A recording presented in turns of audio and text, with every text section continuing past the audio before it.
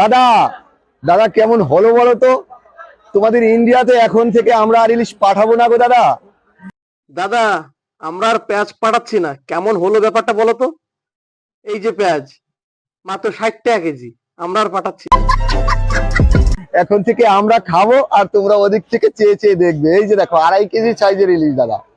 এখন থেকে আমরা খাবো, ভাজা তরকারি, তোমরা চেয়ে চেয়ে দেখবে কেমন হলো মজাটা বলো। এতদিন দাদা তোমরা খেয়েছো না আমাদের দেশের ইলিশ গুলো, এখন থেকে তোমরা আঙুল চুষবে আর আমরা দাদা খাবো, বুঝলে? এতদিন পেঁয়াজ কম দামে কিনেছো 100 টাকা কেজি, এখন থেকে কিনবা 250-300 টাকা কেজি। কেমন হলো মজাটা? আসো তাহলে তোমাদের সাথে একটি শান্তি চুক্তি করি। তোমরা ইলিশ নিতে চাচ্ছ আমাদের কাছ থেকে, ওকে তোমাদেরকে ইলিশ দেবো, আমরা আবার অতটা হারামি না, বুঝলে? আমরা তোমার